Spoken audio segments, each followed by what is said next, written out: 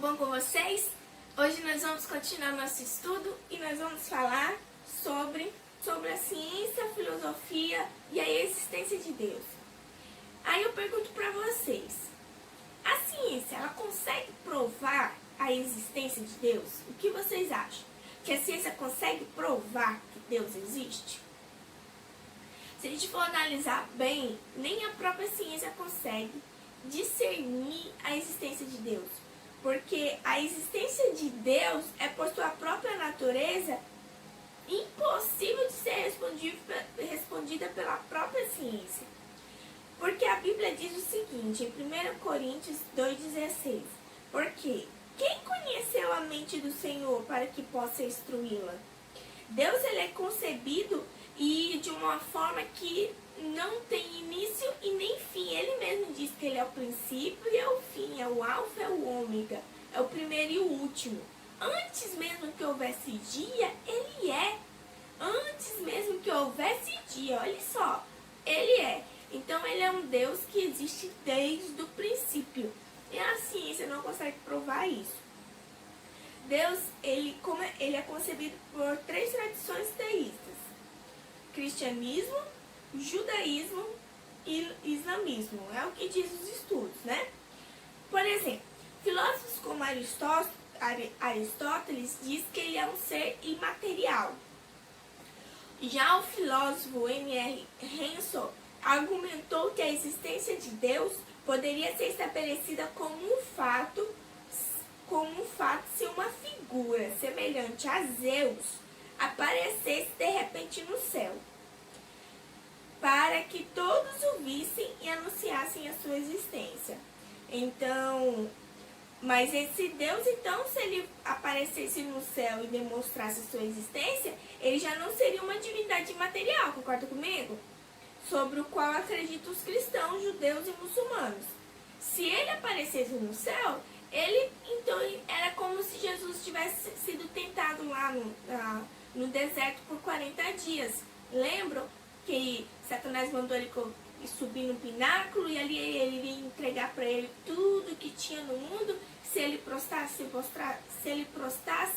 diante de Satanás?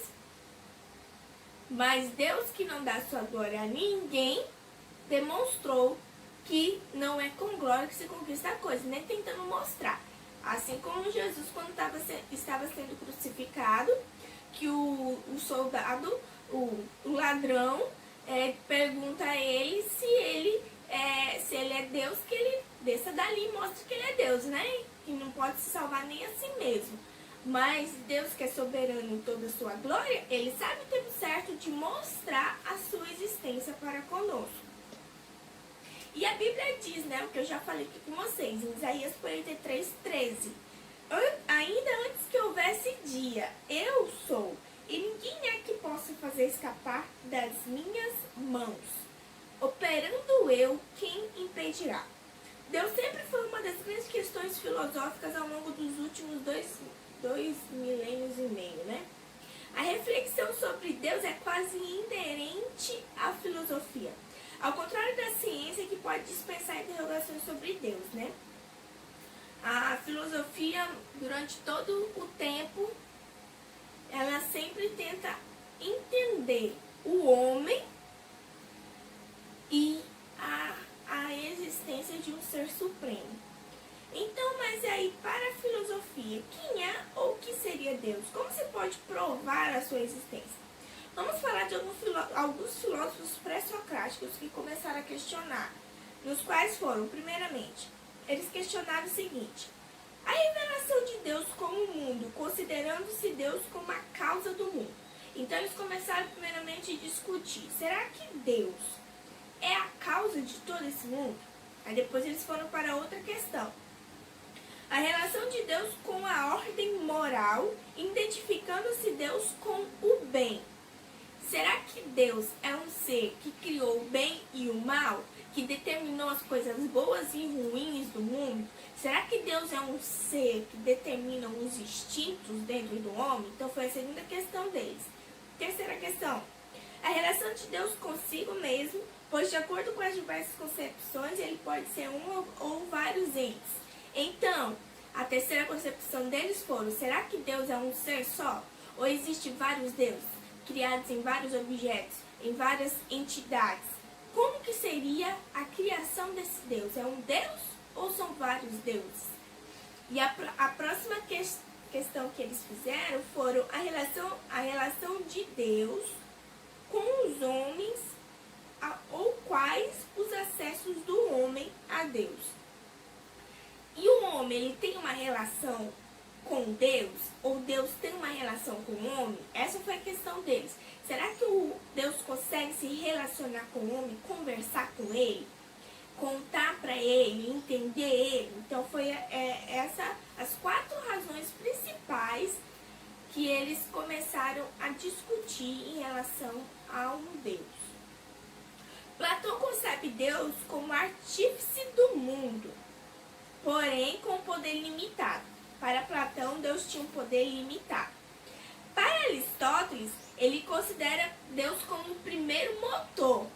Pensa no motor de um carro, ou motor de um automóvel bem forte. Pense nisso, era o que Aristóteles pensava. Deus também, para Aristóteles, é a causa final que cria a ordem do infinito.